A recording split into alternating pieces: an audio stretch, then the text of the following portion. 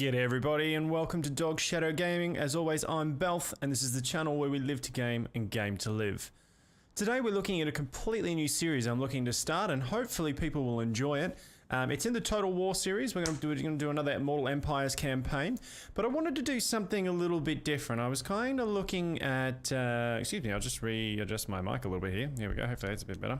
I was kind of looking at all the different playthroughs that I've seen on YouTube and I was trying to think of something different, something that I haven't played, something that might be a little bit different. And so I have played a little bit of it before, but I started to jump onto the Steel Faith mod. Now I know that there's plenty of people out there that have done Steel Faith playthroughs, but what I wanted to do was add a couple of different mods and try and make something a little bit cool.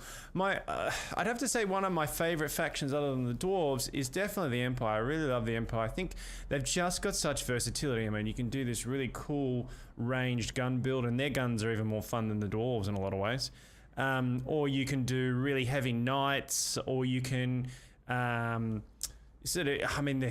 you can't really play heavy soldier footmen. I mean, you can. They have pretty decent stuff at the end.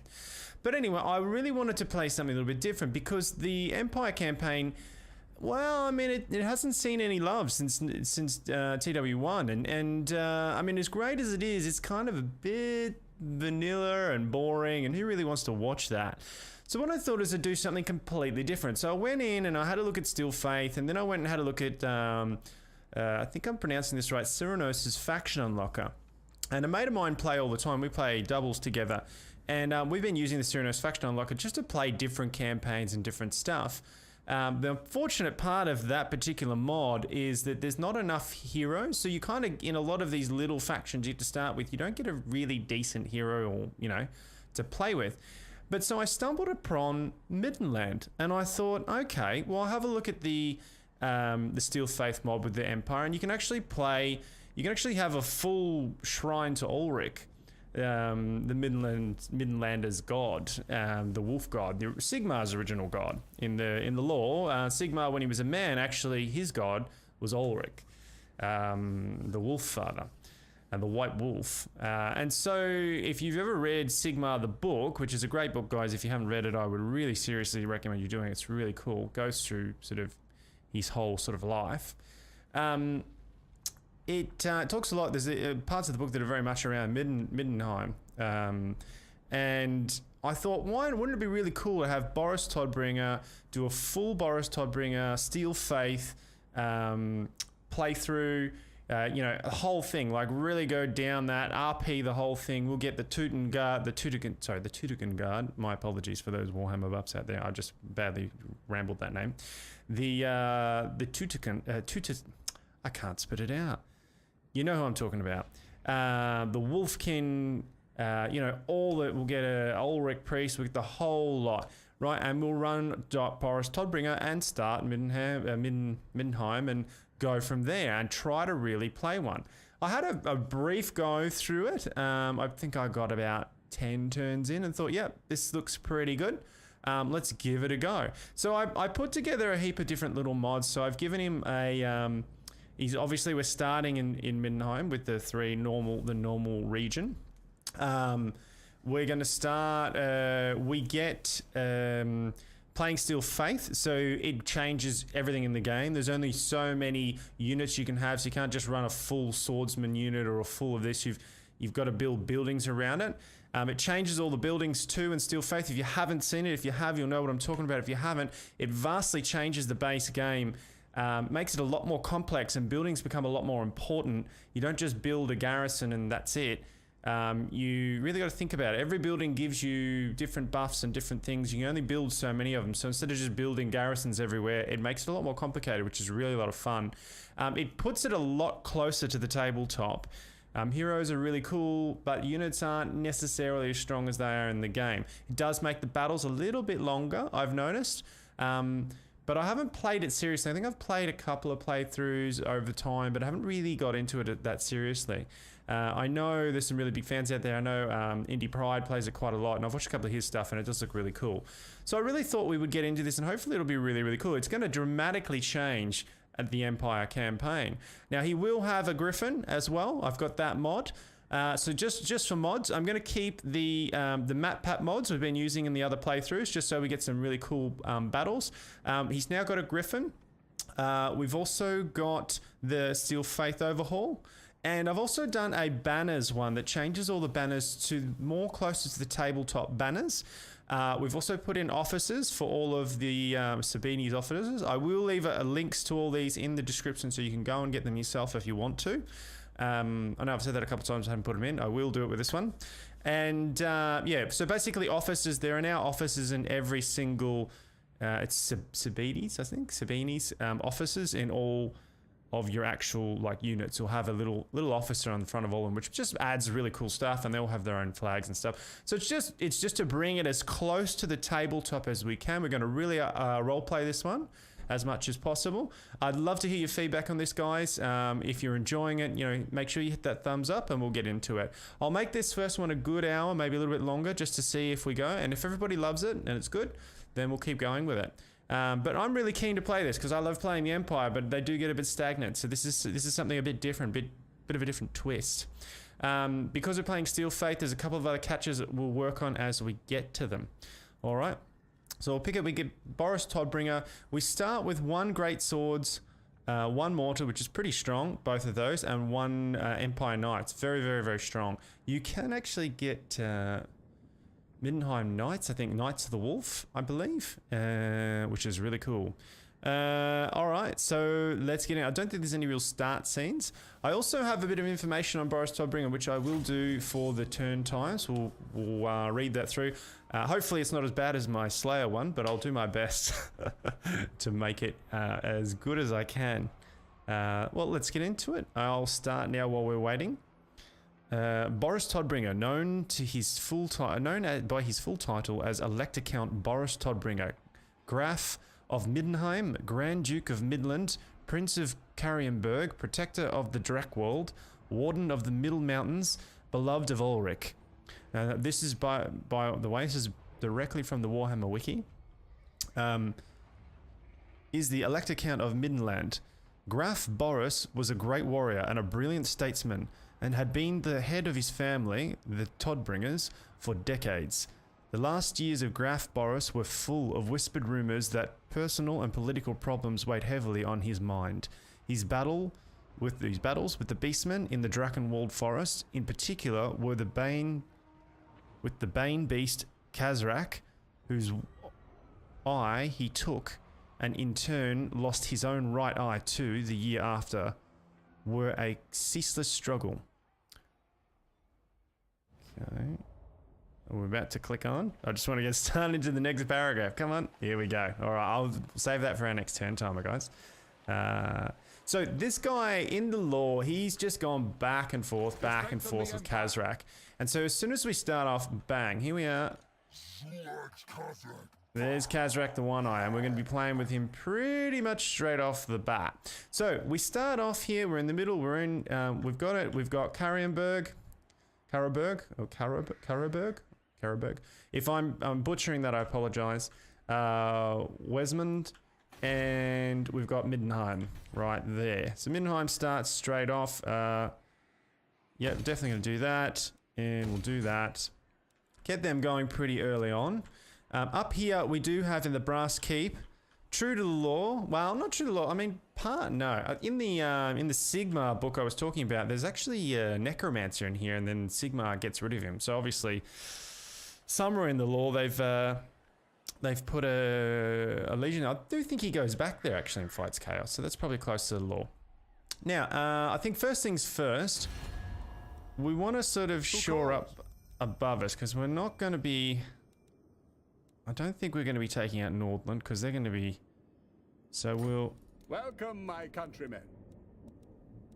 Oh yeah, definitely do that. Are you serious? Can we get a?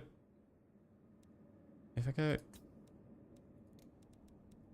Can we get straight off into a confederacy? Can we?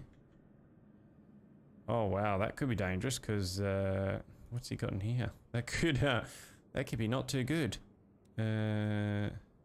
No, we won't be doing that just yet, I don't think. Let's just start it off with a trade agreement.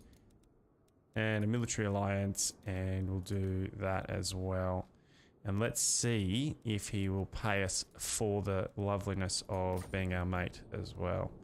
And yes, he will. So let's see how much he will pay us. Still high. We go one more. Still high. Let's go one more. Okay. It's still high. Wow. He really wants that agreement, doesn't he? There we go. Let's see if it does it. Beautiful. Okay, so that was a good little starting pot of gold for us. And we've got our first trader and allied partner. So he can help us hunt down this guy. Now, who else have we got there? We'll just fix up some alliances really quickly. I'm thinking we will be friends with the Emperor. I will hear what you have to We'll be loyal servants of the Emperor. I know in the Lord, Todbringer was not really clean. It was, well, he wanted the throne, realistically. But what else will you give us? Let's see, military access. And Fine. beautiful. Okay, so there we go. We've got 2 military allies above and beside us, and both are now trading with us. Now, the key... The Empire. When I played the first one there, I went after these guys, but they're pretty, I mean, they're chaos right at the start. So their troops are like, one of their units is worth like 5 of ours. This is still faith. I'm not sure whether we should just go over here and see if we can take out Middenheim. It's not part of the, it's not actually part of this, out of the Empire anyway. So if we could take it, it wouldn't be too bad. My only concern is we're going to constantly need an army down here to protect it all the time. Otherwise it'll get raided. But I don't want to just sit down here, but we'll see. It might be worth it. It might be worth it. What else? We'll do real quickly. No one else really wants to be friends? Hochland does. Yes. Let's see if we can Surely an agreement will be reached. do a trade Not all agreement. Sons of Sigmar. We'll do that. Will he pay us for it? Agreed. He will. Excellent. All right, so we got 3 trade agreements. I'm not going to trade agreement with them because I think we're going to try and take them. Yeah, I think there's going to be a battle there. Once we get rid of Khazrak. So just to start us off, I think what we'll do... what have we got? 961. We might just get... maybe an... Huntsman, anti-large, vanguard deployment stalk. That's actually probably pretty good. Strengthen the Empire. Get one of these. And we'll get one of these. And you know what? Maybe one of those. There we go. What do we got? Okay, so we get straight off, we've got something. Minus 2% for all these guys. Additional tradable resources, friction white income, plus trade and growth. I think that's going to be... that's probably going to be the ticket. So we'll go straight into that because we're already trading. And we're going to want to grow our little province pretty quickly. So we've looked at our trading partners and what we can do. We've decided who we're not actually at war. Oh, we're at war with Khazrak. Of course we are. And who's he at war with is the question. Everyone. Excellent. Excellent. Okay, so I think what we're going to do is we're going to go to you and we're going to say, mate, you need to target this dude here and we'll get him together. Okay, so we got that. Let's look at, well, once our, so it does change this a little bit. So that's pretty much the same, but I think it adds some stuff. Yeah, so we got an academy now, which is added Imperial Blacksmith. All the other stuff seems to be pretty much the same. Barracks looks to be,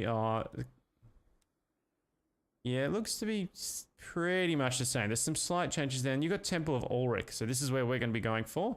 Untainted, which is going to be needing because we're going to get Khazrak in there all the other time. And Public Order. And, okay, for Warrior Priests, all province. Witch Hunters. Okay, excellent. Altar of Ulric. Oh. Faith with the White Wolf. 10% for leadership for embedded heroes. That's cool. Yeah. Magic item drop chance plus 10 casualty punishment rate. Bonus versus large men fighting against chaos. See, okay, so beautiful. That looks pretty good. So we're definitely going down the Ulric. Crazy Rit Sigma archery requires buildings. Okay, so we're definitely going. I mean, we're gonna do that pretty quickly. So, of the building chain. No, that's not what we wanted. Of the building chain. Come on. There we go. So the building chain, we're going to be going... What do we got here? Knights of the White Wolf chapter house. So we're definitely going to want one of those for our Middenheim, our Boris Todbringer. What else does it change? Well, with these, if you haven't done Steel Faith, instead of just... Like, obviously, it now provides a garrison of swordsmen, as well as providing you ability to... And so you see it goes up. But there's also costs now, so the costs on the province. And each thing now provides, as you put it in, garrison of things, which is really cool. It also has a cost to it, obviously in the growth. Some don't. This is one of them. So that's really cool. This is a Shrine to Ulric, so we're definitely going to get one of these. And it goes up to level 4. So this is where we're going to get our Warrior Priest and our Wolfkin. So we're going to want one of those fairly shortly, would be my guess. Great Temple of Ulric. Oh, hello. Tüdingen Guard provides Witch Hunter. Come on, get off this for a second. Knights of the White Wolf. Yeah, so it provides everything with that one too. So we'll start here, obviously, at level 2, and then we'll build one of those at a later stage. And blacksmith, yep, cool. Anything else? Yes, over here as well. So there's this one, which is a Shrine of Ulric, which then gets you the Witch Hunter and those guys. Once you get to that level, you get... It's the other guys there in the center. Tüdingen Guard, yep. And Knights of the White Wolf. And then here, this does the same sort of thing, but it has 3 levels. Tüdingen Guard. Grand Altar to Ulric. So we're going to want that eventually as well. But we're going to start here, and we're going to move to that as well. Because... Wolfkin... Knights of the White provides a garrison of Knights of the White Wolf. So that one's 3. That one's 3. But then in the next stage is the same. But that one provides more. But then you go to this. Okay. Alright, what's this? Imperial Academy. Alright. So it's just that they've added a lot of stuff here, guys. So this should make the campaign a lot more fun. So anyway, I think we've shown enough. Hopefully you've got enough from it. And we can move now on to what we're going to do. So we will... get going now, I suppose. And 1 second, what I might do is just game settings, campaign settings, sound. I might just turn that back up.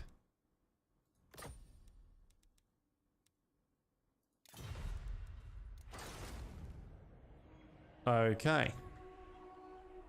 There we go, it's a bit better. Okay, sorry, I normally play without sound just because it's annoying when I'm playing with mates. Alright, so we are going to recruit now, and I'm going to go into the next turn. Now, I do have faster turn timer on as well to try and speed things up. There is home region movement bonus so that we're not chasing Kazrak around forever.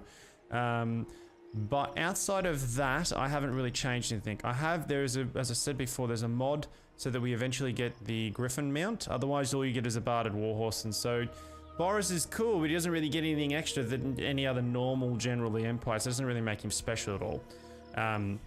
So by giving him this, it just makes him a little bit more special. He gets almost the sort of levels of... Well, it's not quite the same as the Heldenhammer, but yeah, anyway. So let's move on and we'll keep going with our story. So moving on to the next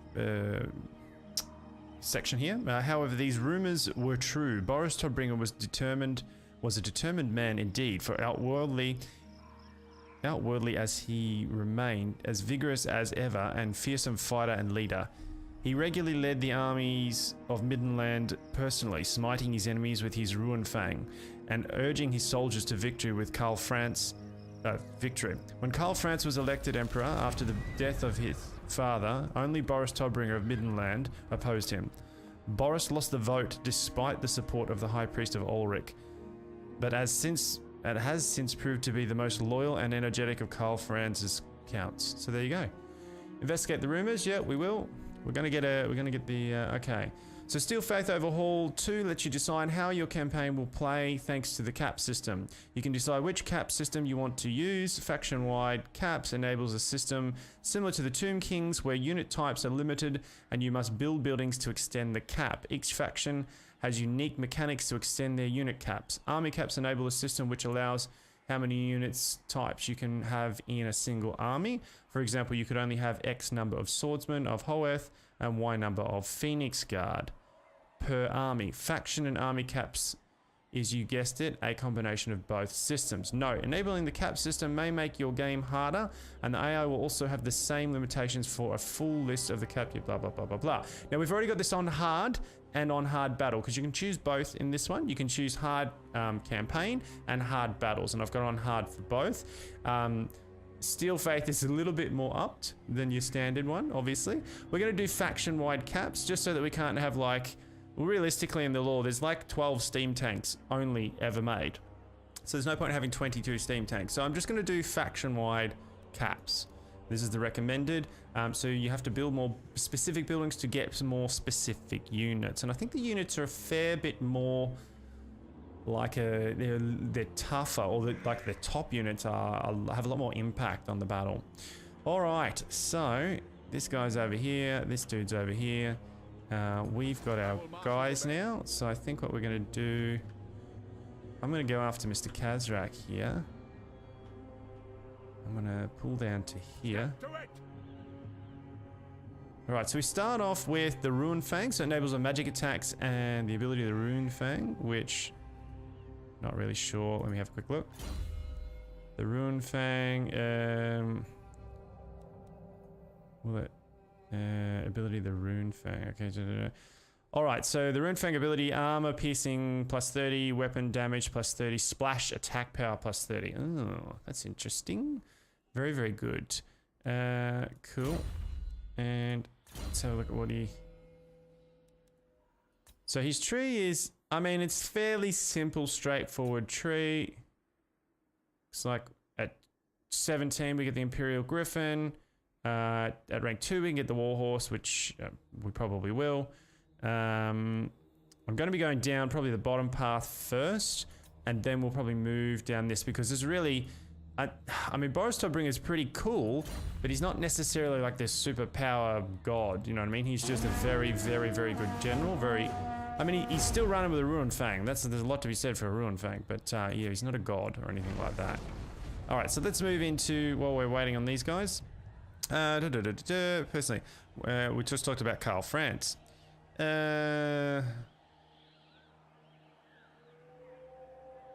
So this is an excerpt. As long as the fire of the great temple lasts, Middenheim and Middenland will never fail. Boris Todbringer, Elector Count of Middenheim. So it's a saying from him. Boris Todbringer married very early. His first wife, Maria von Rothven, died 1 year later, giving birth to Stefan, whom Boris named as his heir to his title. A few months earlier, Boris had learned he was father to another son, Heinrich, born to a lady at court.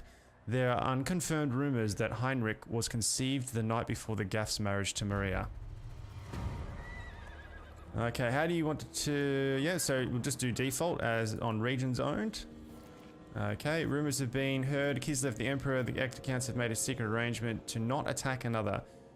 These rumors true. Choose the rumors are true to make all Imperial factions and Kislev not attack each other for the rest of the campaign. Also, all Imperial factions will declare on anyone that sacks, razes, or occupies 3 or more Imperial cities in the original Imperial provinces.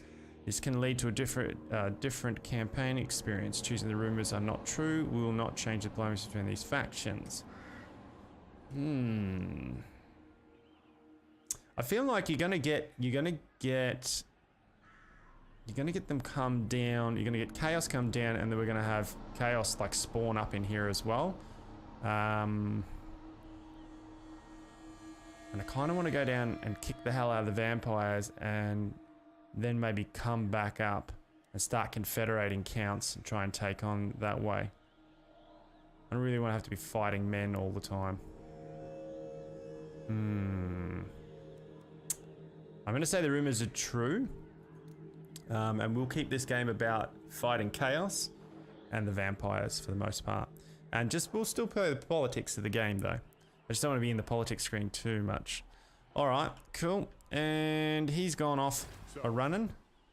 Looks like... Can I get to him? Can I even get close to him? On march!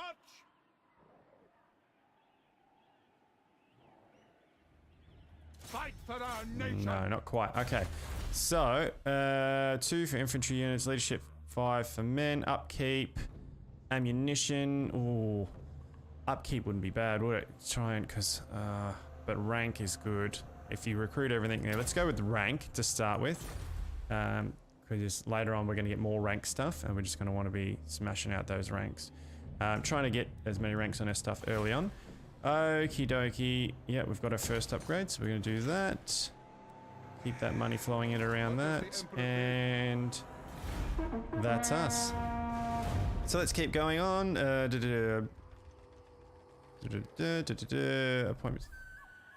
What are you going to do here? Oh, he went him. And he failed badly. Okay. Here we go. However, this could condition... hang on. Was named Graf's heir a day after his birth. Unfortunately, he grew to be a drooling and palsied invalid, subject to fits of extreme violence and mania. However, his condition improved with the appointment of the Tilian doctor, Luigi Pavarotti, as Stefan's personal physician. In complete contrast to Stefan and Graf's eldest son, Baron Heinrich Todbringer, was blessed with considerable intellect, gifts, and physical prowess. Despite this, his illegitimate birth disqualified him from inheriting his father's title of Graf of Middenheim. Okay.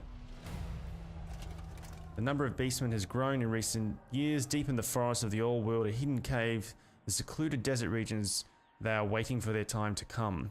Will the tribes leave their homes to plague and destroy the civilization of men, dwarves, and elves? Choosing this will enable the beastmen invasion in the mid to late game. This will make the game easier if you play Chaos or Beastmen. Well, we've allied all the guys, so we're going to definitely go, yep, we're going to fight the Beastmen.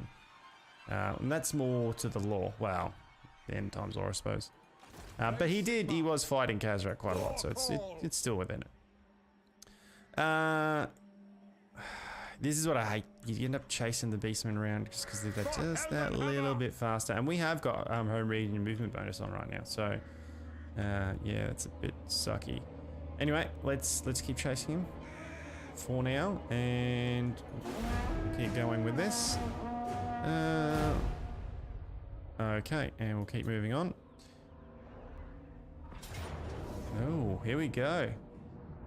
Oh, that was silly. Although this is Beastman's Path.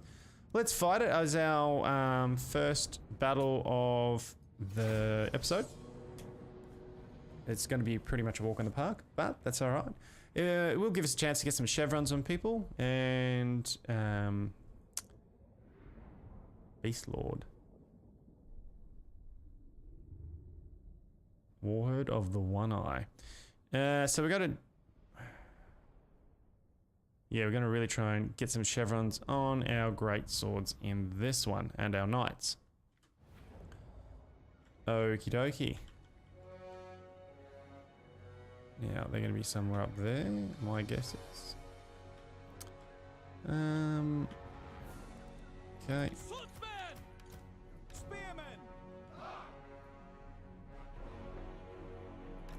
There we go.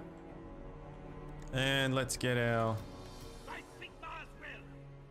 guys behind them. Like so. Yeah, I'm thinking, yeah, we'll probably get our boys over here on... Yeah. Can't get up there, can you? Alright, well you can go there, I think. And Boris, get up in the front, mate. And... Yeah, yeah, like that, I think. The ground quakes. Okay, and these guys... I don't want to put them out too far because I don't really know. Okay, so we're gonna whack the pistoliers on 1. We're gonna whack the knights on 2, and the rest we're just gonna leave pretty open. And let's start it up and see what we got. So let's do some scouting with our pistoliers.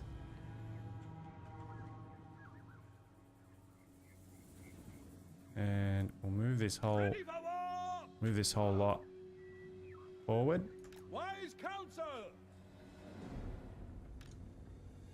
Moving now. Move number 2 up here. And we're gonna put them into... the what I really like is the Steel Faith mod is you can actually do unit formations again like you could in Rome and Shogun 2, which is really cool. Here we go. We serve the Emperor.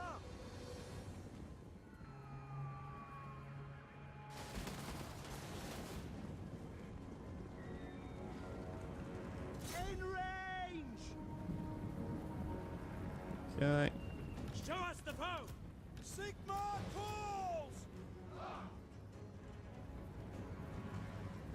Quick march. Formation march. Yes, sir, quickly. Okay, Boris. On my command. In there, buddy. For Heldenhammer. Taking position. Sigma guides us. Yes, sir. So boys, get in there. Swordsman. Yes, General. By Ulric's wrath. Yes, my lord. Yes, General. Yes, sir, quickly. We're going to want you to get around the back there. Where's my guys? Get around the back, shoot into these guys. We are Sigma's heirs. Onto those guys. Militia. Can you get around? Go. Formation. Get you up there. March. Get you on those. Mortar. Hit your targets. Attack.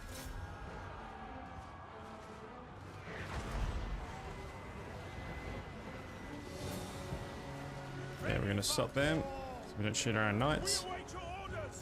Prepare for combat.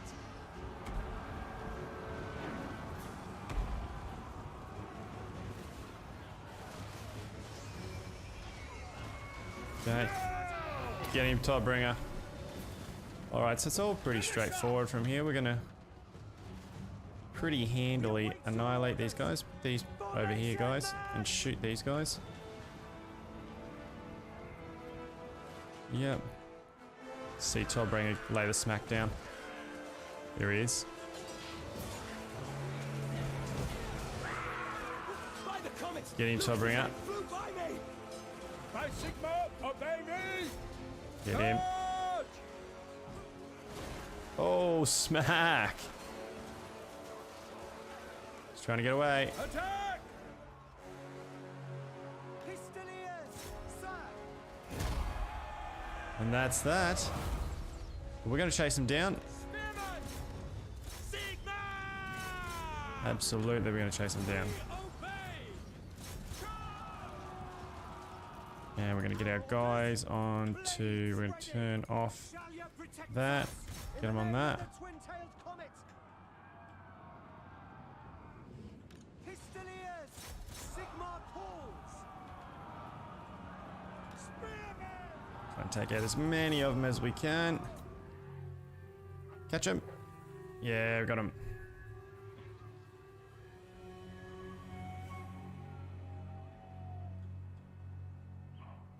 Cool. Nice simple win, easy enough. And there shouldn't be too much left of them at this point. We should be able to save that.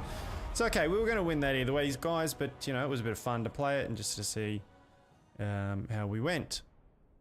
Cool, so while that's loading, let's get back into our page. At the age of 47, the Graf took another wife, Anika Ellis Nicholson.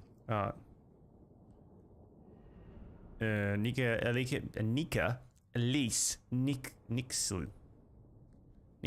Okay, that word. Daughter of the Baron Warner Nix of Nordland.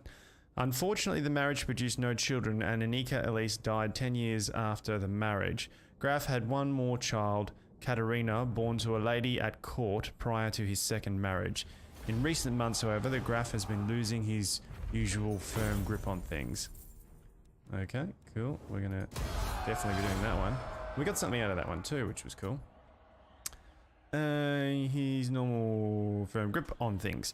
The Graf's grief has slowly degenerated through melancholy into virtual feeble-mindedness, so that he now does whatever a majority of his advisors tell him. What made the Graf decline double tragic was the business of his two sons. The elder by an illegitimate liaison with an ex-lady of the court, and the younger by his first wife. The latter is Baron Stefan Todbringer. Boris's first wife died giving birth to him, who was named heir to his father's title the day after he was born. Okay, and back to this.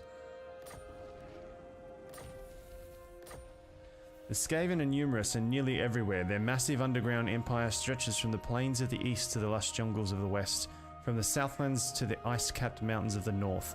Only Ulthuan, protected by powerful magic, is safe from their tunnels. Many cities have a sizable Skaven population in their underbelly. Their Skaven live their rapid and violent lives away, scheming for the world domination. Many of the biggest cities host a Skaven lair, represented by this icon, which spreads a limited amount of Skaven corruption through the region. In addition, the presence of a Skaven lair can lead to incidents, dilemmas related to the activities of the Skaven, ranging from simple food theft to full-scale raids. As a Skaven player, use the Skaven lairs to weaken your opponents. As an enemy of the Skaven, guard your sewers well and be prepared for the menace. So this does change the Skaven as well quite considerably, so that could be interesting. Maybe we'll do that as the next one. We'll play the Skaven on Steel Faith. Public Order. Cool. Now, do we have a Skaven lair? I would have thought that we would, but I'm not seeing hang on. It does have a Skaven lair. Okay, it does. Cool. Does this one? Let's have a look. Yep. They must all have one. Okay. Alright, so we're going to have to be wary of that. That's cool. That adds a little bit of something to it, doesn't it? We're going to go with Route Marcher, just so that we're not running around after people. We'll go with Inspiring Presence, just because, well, it's men. And we'll go with Hold the Line, again, because men. And the next one we'll go Hard Hit, and then we'll move into, I think, that one definitely there. Leader of Renown. Unit experience gain 20 plus, and then recruitment plus, because my guess is with this particular with Steel Faith, we're going to be taking hits more often than we would probably like normally. So the question now is, do we move down and start having goes at Step to it. Let's move to the border for now. What do we got in here? Do we move down and start having goes here? We could probably fairly easily take this, but then trying to take this would be, my guess, quite a bit harder. So it would give us our whole little bit of island bit here, but then we have to watch this guy because he can just get across the border. How's he going? Is he at war with anybody? Let's have a quick look. Marienburg. Sigmar's will. Yes, he's not actually at war with anybody. So that's a bit sucky, realistically. I mean, we could get a little force over the road and just go like raiding the these. I mean, we can't take them. Well, we can take them, but there's not much point. Like, you just nah. It's gonna be better raiding them for cash. And then see if we can confederate eventually. We will have to deal with the Brass Keep. I mean, that's going to have to happen at some stage. Decisions. What to do? I mean, it shouldn't affect my play with the other guys. And Marienburg is a very, very juicy city that gives you a lot of money. However, as soon as you get it, you've got to try and be friendly with the Bretonnians, which you can normally get fairly easily. But then you are going to get the raiders coming down here. So you get Marienburg, and it's cool, but you almost have to station like units in here because of the constant raid you end up getting from having it. You constantly get them coming down here. I mean, Marienburg can be pretty heavily fortified, so there is that, and it would be good cash. But then I'm worried that I'll end up in a battle down here with this guy, like duking it out because he's not exactly weak. Praise Sigmar. And that wouldn't, I don't think that's going to be super easy to take at this level. No. It does have walls too. This could be fairly easily taken though. I will marshal the men. Decisions. It doesn't actually give me anything extra for having it either. I kind of feel like this is a little one here. You got Hergig and the Brass Keep. That's actually a little province in and of itself. So if you could take that, it probably wouldn't be too bad. Do you know what I'm going to do? I'm going to try, because there are other people to kill. I mean, we can move, we can go and raid over here for a little bit. We could trade with them instead. Just, you know what? That's what I think we're going to do. We're going to trade with them instead. All right. Come then. Yeah, Only a Sigmar's trade. god Ulric can judge it worthy. Non-aggression and that. And let's make them pay for it, as always. And they're rich. Marienburg's rich. They can pay for it. So let's see. Fine. Okay, cool. Alright, so we'll leave it at that for now. We can now move through their lands if we want to without causing any strife. It has upped our... Well, give us another, what, 150 odd gold per turn, so it's not too bad. And you know what? We might go and see if we can maybe go raiding or something. Yeah, cool. Alright. So we're going to move up here. Yep, and end the turn.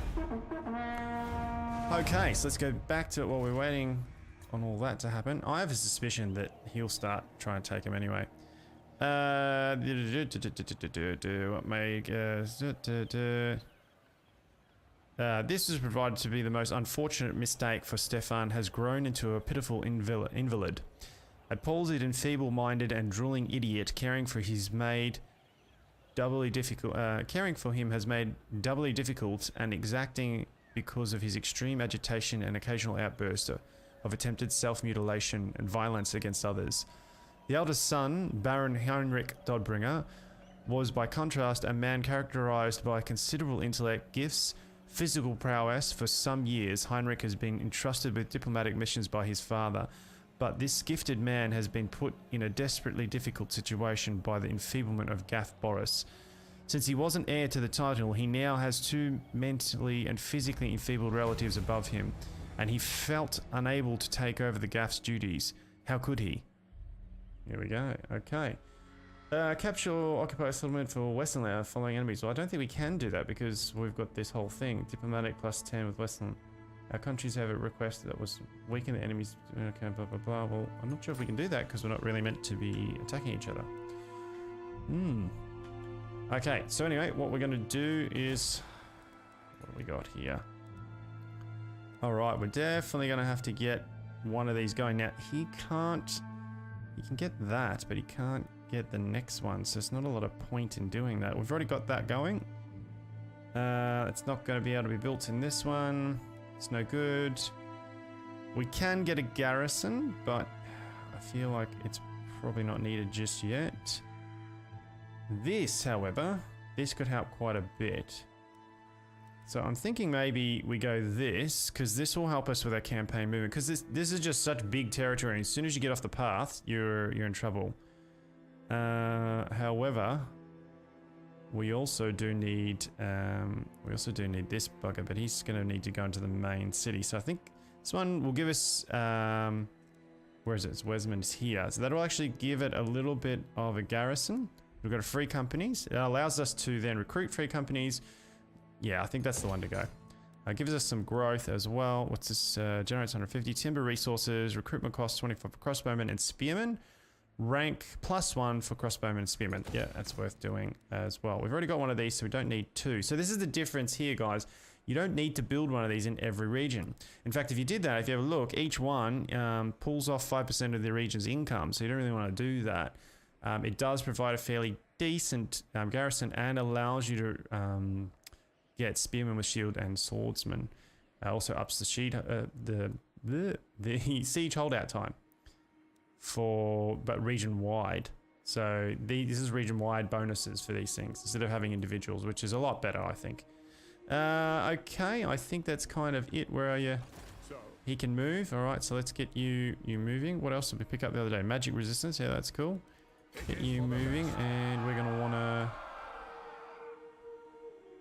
We're gonna probably. I mean, he's in the red, so eventually he's gonna come. He's gonna come, and I think he's gonna want to come play soon. So we'll do that. We'll have another look at what do we got here. Westland. No evildoer may receive the blessings of the lady. Yeah. Cool. Let's see if we can't start working on our politicalness, because we're going to be trying to. We're going to want to get them my countrymen. Indeed. going pretty quickly. We don't have the beautiful bonuses of the dwarves, so we're going to have to be a little bit more. He wants that good, doesn't he? So we might make him pay for that. Yeah. Cool. Yeah, a bit of cash. Sigma's will. Yeah, got no problem with you, mate. Agreement will be reached. We're going to need it with these guys, because we need to get down. At some stage, we're going to need to get down there and have a go at these vampires. I'm going to want to be having a go at them as well. Cool. Now, technically, they don't class as the Empire, so one of our guys can attack them. Protector of the red. Yeah, Welcome that's to cool. fair Non-aggression. What Britonia, else you got for me? Military alliance, and let's make you pay for it. Yep. Agreed. Beautiful. Warrag, Yeah, I'm down for this. hail to your emperor, manlings. Excellent. We're gonna. Yep. Okay. What else you got for me? You'll pay me. Let's have a look. Yep, we might be able to go a little bit higher. A little bit higher. Damn. Rich dwarves. There we go. Yes. Beautiful. And Carrick Ziflin. And what can the Dawi do for you on this fine day? And we eventually are going to want to probably confederate Nordland and this one here. If we confederate Nordland, I'm pretty sure we'll get a harbour, which then will allow us to trade with anybody, obviously, that has sea access, which will be cool. It'll be dwarves and Britonia and all that sort of stuff. So that'll be good. Anything else? Kislev. Past, present, future. 'Tis but a thin veil that divides them. Okay, will you pay me for it? I think you will.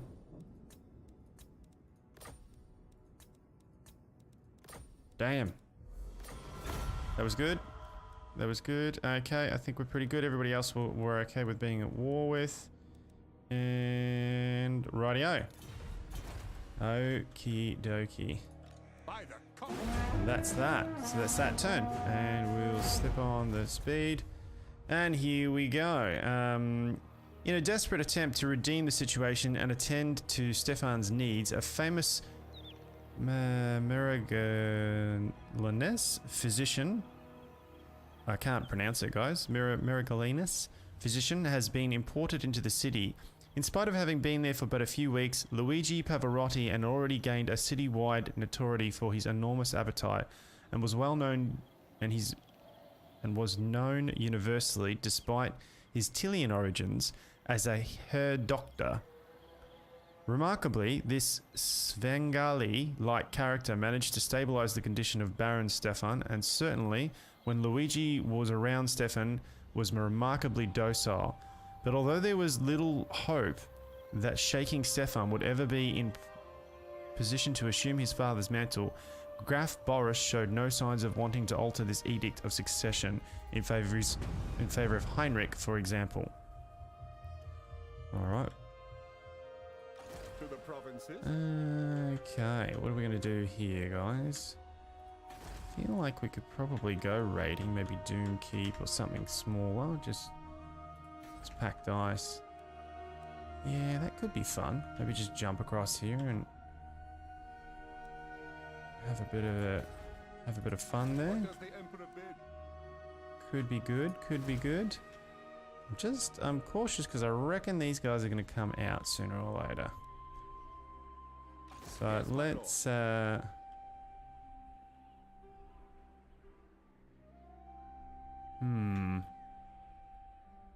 let's head up here. Moving off.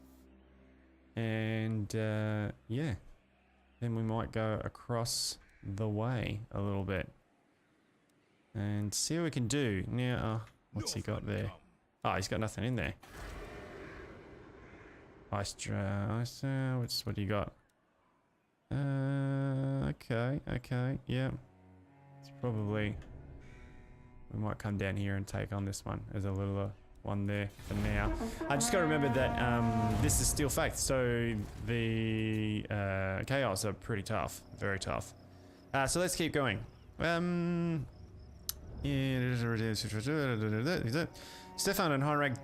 Stefan and Heinrich died a few years ago, according to some, as a result of some plot by cultists. Because of this, a great deal of diplomatic activity focused on winning the hand of his daughter, called the Princess by Middenheimers, even though she was not officially permitted this title, on behalf of young nobles from across the old world. So far, no suitor has been found suitable. This is the overview. Give me an enemy, and I may meet with strong steel and stout oak in my hands. Not a dagger in the night and a counting book. Boris Todbringer.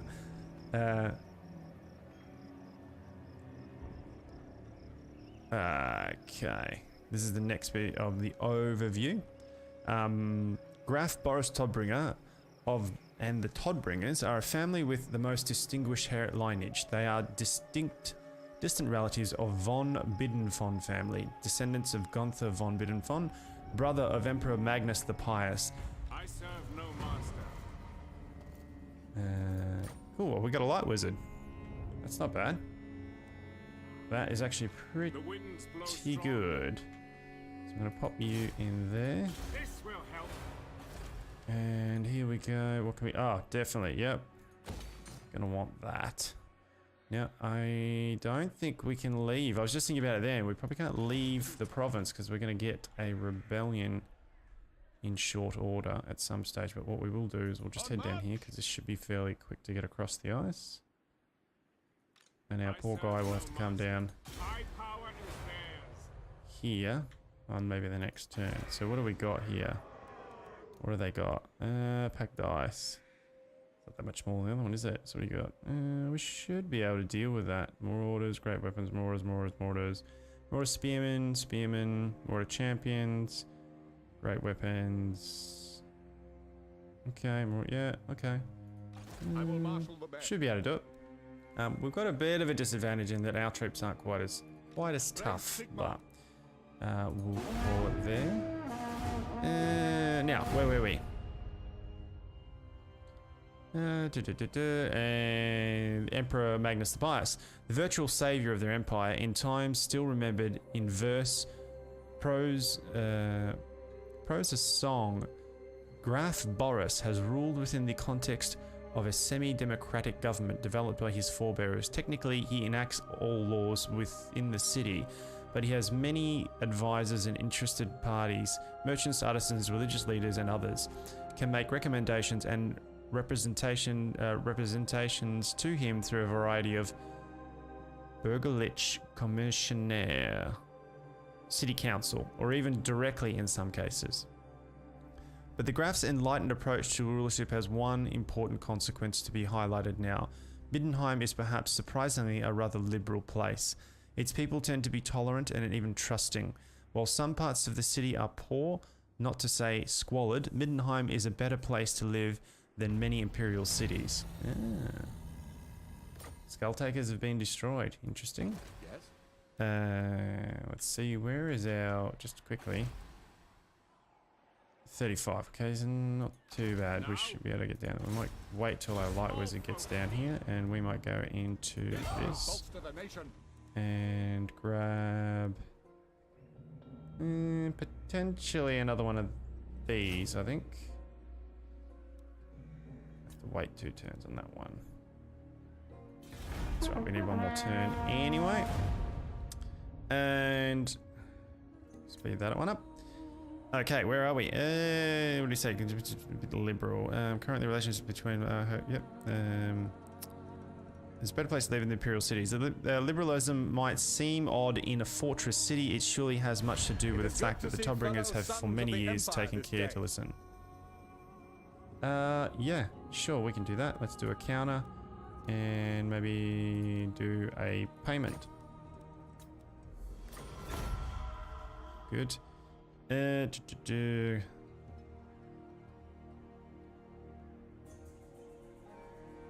Listen carefully to their people when making enforcing laws. The presence of many scholarly people and relatively harmonious relations between races also perpetuates liberalism of Middenheim. Relations with the Empire. Although Karl Franz is supposed to maintain absolute control over the whole Empire from his throne in Altdorf, Graf Boris, like the other Elector counts, is able to do exactly what he wants. The only limits on his power are set by what his neighbouring electors will let him get away with. Of course, in time of war, as declared by the Emperor, assuming the electors feel the cause is just, the Graf is obliged to furnish an army for the Emperor to command. What do we want? Leadership +4, faction, public order. We don't really need the human conflict, but we get leadership when fighting against men, own armies. It's not going to make much difference at this point. Let's get him in there. Aiding the Mundanes. What does the Emperor Done. Excellent. And one more and we'll get this extra guy. We're at 412 now. This is 2 turns away. We're at 40 +7, so we should be right. to the provinces? One more turn through the blocks, and then we'll have a new thing to research. Currently, able to, of course. Emperor, assuming the Elector counts. Yep, just the Graf will oblige to finish the army. Right. But then again, if Boris didn't want to go to war and he had good reason to believe that the other Elector counts weren't going to gang up on him, he couldn't afford to do so, then there would be nothing the Emperor could do about it. And what do you want? Military access. Yep, I'm down. We can do that. You're gonna pay me for it as well. Excellent. Currently, relations between the Altdorf and Middenheim courts are somewhat strained. Graf Boris didn't think much to the Emperor's recent declaration that there are no such things as mutants. He even went so far as to express the opinion to his Chancellor that the old fool has finally cracked. Graf Boris' attitude to the Emperor is coloured, of course, by the fact that he is a follower of Ulric, albeit not a particularly ostentatious one. And he suspects that Karl Franz is little more than a puppet of the Grand Theogonist of the cult of Sigmar.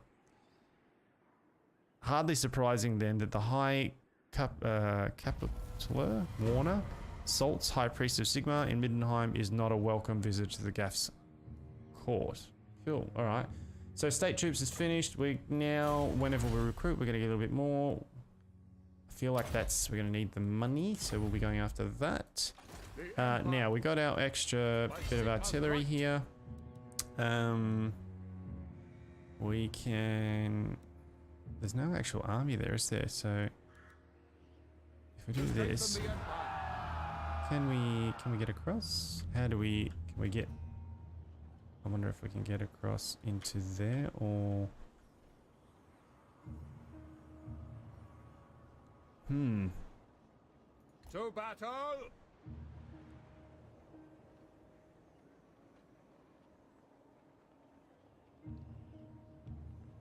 I think that's where we have to go. But okay. And so we've got a new one of those. How are we going in the city here? Got 4,000 cash. We're doing all right. This guy has got a bit of an army sitting there. Now, he's not at war with us yet, but I think he's gonna be. Might have to make this quick. It's that'll suck if he tries to go after our garrison there, because that'll be a tough fight.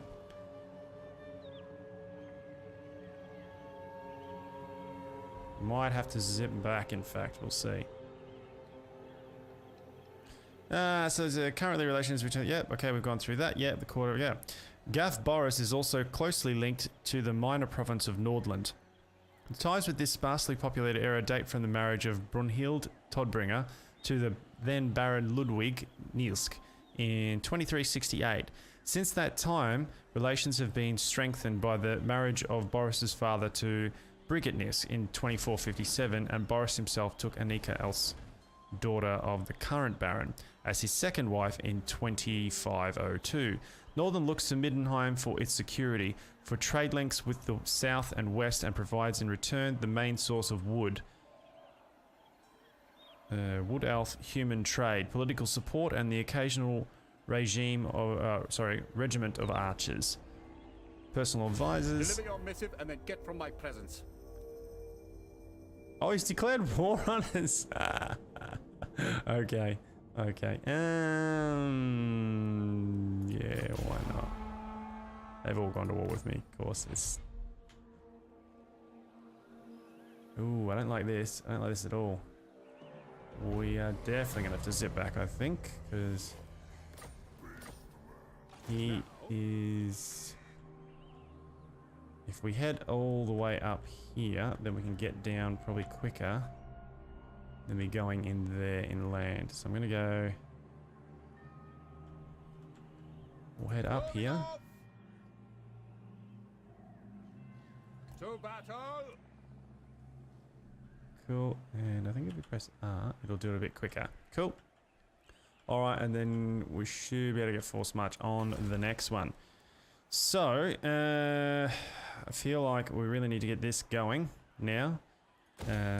We do have walls already, which is good. So that's providing 2 Empire Knights, 2 Spearmen, 2 Swordsmen, 2 Crossbowmen.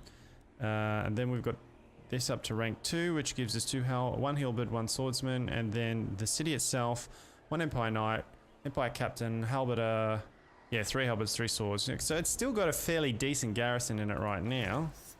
This is fairly decent in itself though, so we'll see how we go. We'll see how we go. This should be interesting. We're not making a lot of money at the moment because our province is still pretty small. We're trading fairly well, but we're still pretty small. So we've got Skarsnik down here moving in on the Reichland. He's playing around, and we've got some Beastmen in there as well. Cool. And has he looks like he's taken it all back from the Successionists, so that's pretty cool. Rightio. Well, we're just over an hour now, guys, so I'll probably give it another sort of 10 minutes. See if we end up having a battle with these Chaos. We'll get back there, and then we'll call it for the first episode. So I apologize if this one has been a little bit more explaining things and getting into things. Hopefully you've been enjoying the lore. Yeah, and we can we'll probably get a little bit more battles next time, because this is, well, it's a new start position, so you kind of do this with the Empire too. You kind of grab the 3 territories and then sit and build a little bit, sort of secure yourself before you start moving at it. So it's kind of the same in that regard. So we've got the next section here is personal advisors, but I think we're going to run through this pretty quick. I'll give it a start. To help with the day-to-day running of the Middenheim, previous Gaffs have often surrounded themselves with all sorts of advisors. Gaff Boris is no exception. Okay. Oh, where are you going? That's interesting, isn't it? Yes, my lord. I kind of feel like I want to take him out, but where's that? It won't be there. Praise Sigma. He's not actually at war with me. What to do here? Oh, he's taken it. Well done, Nordland. He's gone over there and taken it, but he's kind of left himself a little bit open. Move! I might get up here and then just sit A sound plan. here and see what he does. See what he does. Who is he at war with? The other guy is the next question, realistically, isn't it?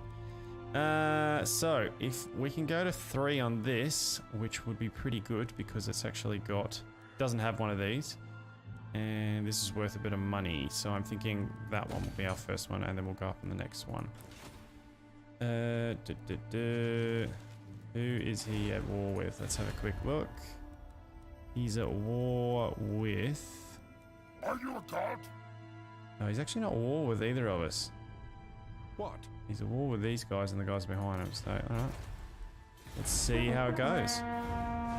Personal advisors, blah, blah, blah, blah, blah. The most important office at the court are those of the Chancellor and the man who likes to say no, the Law Lords. Three very serious, self-important experts who advise the Graf on the political ramifications of his decisions. Other advisors include the High Wizard of the Wizards and Alchemist Guild, and the three Midden Marshals responsible for the Standing Army, and the City Watch. That's pretty cool. Move this a bit faster. Religion. Graf Boris himself is a revere of Ulric, not least because the Grand Theogonist of the Cult of Sigmar was in no small part responsible for his ancestor Gunther not becoming emperor when Magnus the Pious died. However, Warner Stoltz, chief priest of the Cult of Sigmar in Middenheim, is known to have very cordial relations with both the current Grand Theogonist and the two arch-lectors of the Sigmar's cult in Talabheim and Nuln. All also provincial electors. These three make a point of making at least one annual visit to Stoltz, and the tension between the cults is clear enough below the formal, seemingly placid surface. Stoltz awaits any chance of putting one over an Heir Ulric and his cult, even here in its apparent stronghold power base. Okay, war gear. Boris began an Elector count of the Empire, has access to powerful magical items, armor and weapons befitting a man of his importance. He wears a suit, dwarf forged, full plate armor, and carries a shield. We'll keep going for that in a second. Looks like he's heading up here. Interesting. Interesting. I wonder if he's got anything back there. Destruction for all. I wonder. What? Now is He's gonna go after Nordheim by the looks of it. The nation calls. We march. Interesting to just follow him, see what he does. If he does take, what has it got? Level 2 Empire Knights, 3 Spearmen, 3 Swords. Another Empire Knights. No, that's not it, sorry. Empire Knights. Helper's Crossbowman. Swordsman. If he does take it, he'll take a bit of damage. I might be able to clean him up after that and then come around here and see what we can make of this. Alright, let's keep going. We're at 107, guys, so I'll probably run it out to 115 for our first episode, and that'll be it. War gear. Boris, being an Elector count of the Empire, has access to powerful magical items. I said that. Full plate armor, carries a shield. He rides an armored warhorse and is armed with one of the ancient magical rune fangs made from Sigmar, made for Sigmar by Ulric the Mad. The Elector count also wears a talisman of Ulric on a chain around his neck. This is an ancient heirloom of the Counts of Middenland, and it offers protection against magical harm and heals wounds. Pretty cool. Okay, cool. And that's pretty much it, guys, for him. That's his history. Middenheim. And I think that's... So hang on, I didn't read this one. Man, Northern's going at it, aren't they? Look at them go. Oh, they got spanked. Okay, a whole eye and a half. A life I have spent fighting these things. Vicious and powerful creatures they are, and the more terrifying because some have human intelligence to work with their animal cunning and chaos-spawned savagery. Yet the worst of it is not that some of them used to be human. The worst of it is never knowing which apparently normal, pious human is a mutant in disguise. They act as the Beastmen's spies, aye, and sometimes as their assassins too. Boris Todbringer, Elector Count of Middenheim. Boris Todbringer, known by his full title of Elector Count Boris Todbringer, Graf of Middenheim, Grand Duke of Middenland, Prince of Carroburg, and Protector of the Drakwald, Warden of the Middle Mountains, and beloved of Ulric. He was a great warrior and a brilliant statesman, and had been the head of his family, the Todbringers, for decades. This is another little excerpt. Yeah, so he did go for him, and he took a pounding. So I think what we're going to do...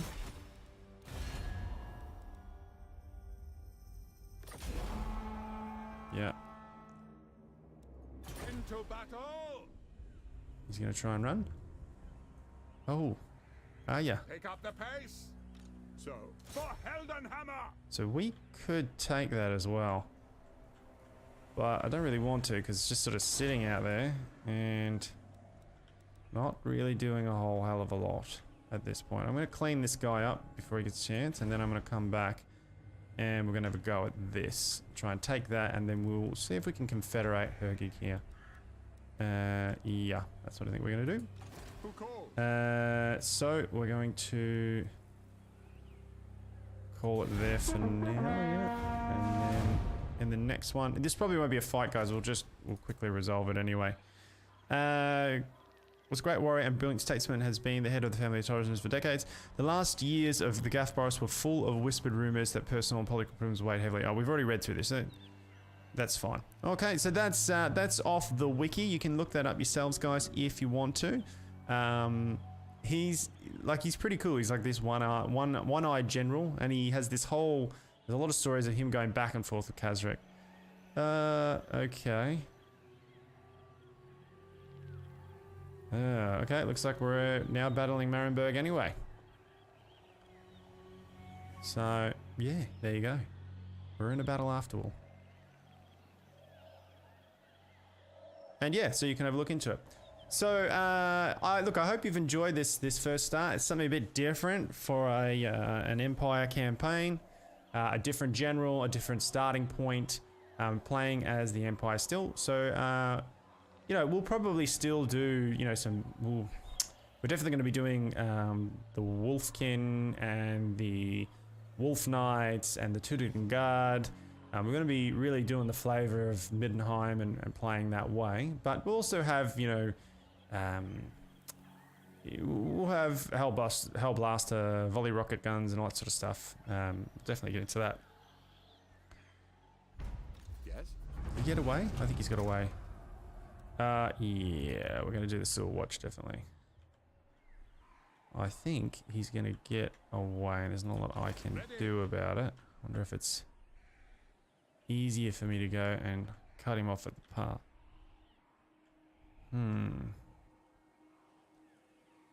Yeah, well, keep chasing him, because he'll get chased right into these guys if I keep chasing him. So our light wizard seems to have gained some powers, so we're going to start him off with good from a high angle, causes minor magical and fire damage, increases armor piercing damage, strong versus single combatant, do one of those, exorcism, yeah, damage resistance, light of battle, net of Amentok, that's the one you want if you're playing a light wizard. Just hold him in place and shoot the hell out of him.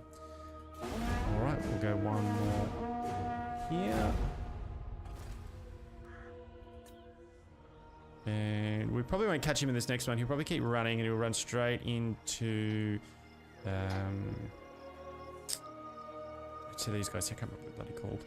I'll find the name for you in a second. Guys, if you have enjoyed it, then please do hit the like button. As always, if you are really enjoying it, you want to see more of it, then do hit the subscribe.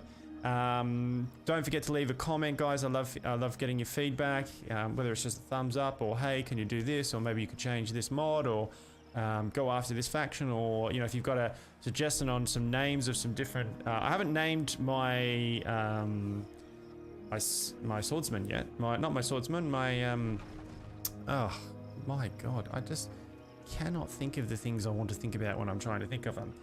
You know what I'm talking about. I haven't named them yet, so we can give them a name. And we're going to have to get a second general at some stage, probably next episode or the one after, so we'll need to get, we'll think about what we're going to get there.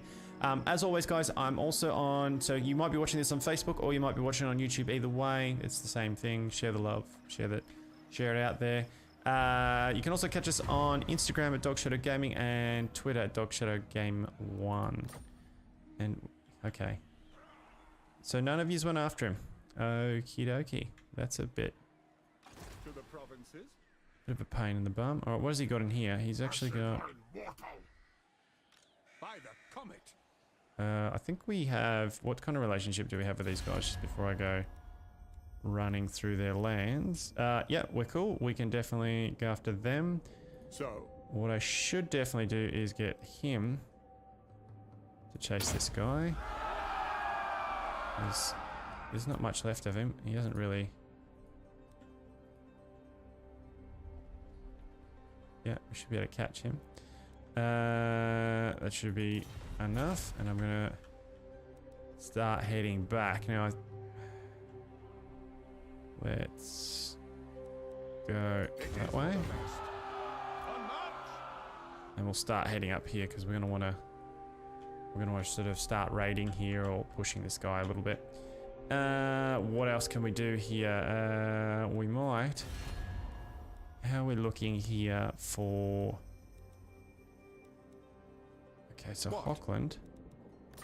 Welcome, my countrymen. Defensive, yes, possibly. Right. Excellent. And Who calls? By Sigma's will. got a come in non-aggression peace. here, guys. Military access and make them pay. Cool. Let's go to 6, 7. Cool. Very well. There we go. And then we got Marienburg. So we're going to have to get back there because they're going to get antsy at some stage and we're going to end up fighting them. So we do need to come back.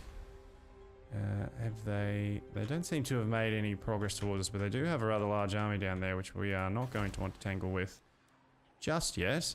So this gives us plus 15, growth plus 7, plus 8% income, so that's pretty cool. Or we can go something else here. We could put in maybe one of these, which will give us a garrison and some more growth plus 10, aggregation plus minus 5. Sorry, attrition. Not aggregation, attrition. So that's good for. I kind of feel like we want more movement in the province to get around, so we're going to definitely go down that path. All right, guys, that's going to be it for. Oh, look, we're minus $6. Okay, I have to do something about that. All right, guys, that's it for this episode. I hope you've enjoyed the first one, as I said, and yeah, leave a like as always. Thank you very much for watching, and I'll see you on the next episode of the Boris Todbringer campaign. Yeah, all right, see you guys. Thanks. Bye.